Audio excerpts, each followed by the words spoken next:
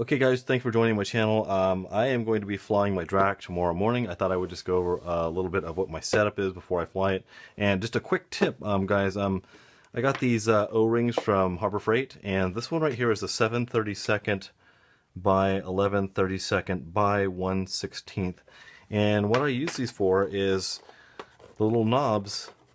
It's like a knob keeper basically. So when you open this up, the knobs don't fall out, and it dials down really nice and tight. So those are a little O-ring tip there for you guys, so you don't lose. I'm always afraid about losing these thumb knobs when I'm maybe out in the field. It's just something I thought about. Anyway, you guys can use that for what it's worth. So let me go ahead and take everything out here. I actually haven't gotten my keepers on here yet, but the one works really great. So this motor here is, I'm swinging on an 11 by 6 prop. This is a Cobra 3520/10 980 kV. It's a little bit underpowered, even though it's a giant motor.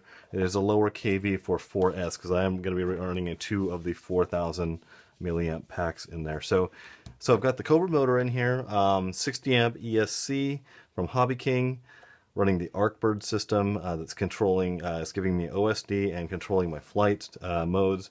I've got manual, I have gyro mode, and also stabilized mode, which will just keep the plane flying straight and level. Now I could put a heading hold on there, but I actually don't like the heading hold from Arcbird. So I'm running the Dragon Link V2, the older style receiver. I tend to really like these. So here's my current sensor, and because I'm running 4S and not 3S, I have to run a separate battery to power the Arcbird. Arcbird is a pretty interesting system as far as flight control systems. It's a little less feature rich, but it does provide quite a bit of stability. I am going to go do a full overview of the Arcbird and how to install it into the Drak wing. I talked to Chris about it, and he thought that would be a good idea because he was interested in it. So anyway, I've got my current sensor right here. Batteries are going to basically Velcro right about this area. It gives me perfect CG.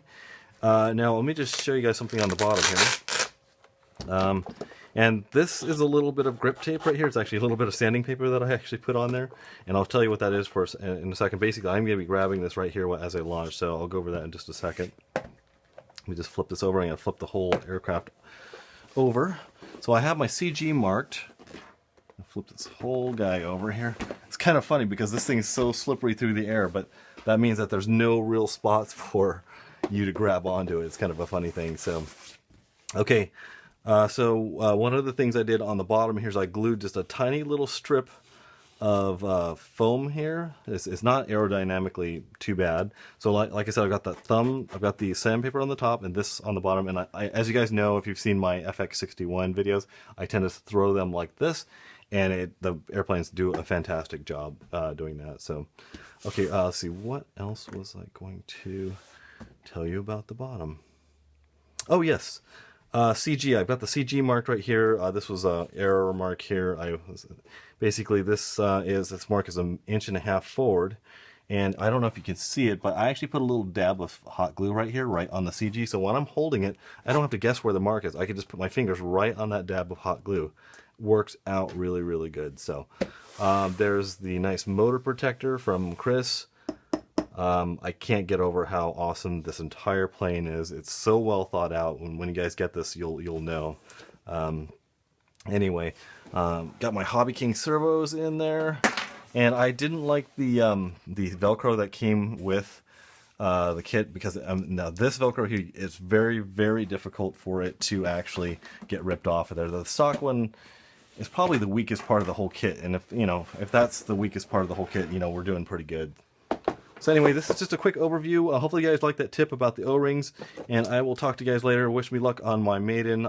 I'm really pretty nervous about it, probably more nervous than any of my other ones, because this is such a beautiful airplane. I don't want to mess it up, and I am running 4S rather than 5S recommended, so if I crash the thing on takeoff, which is my biggest fear, I'll have myself to blame. So anyway, hope you like this, guys, and I will talk to you later. Bye.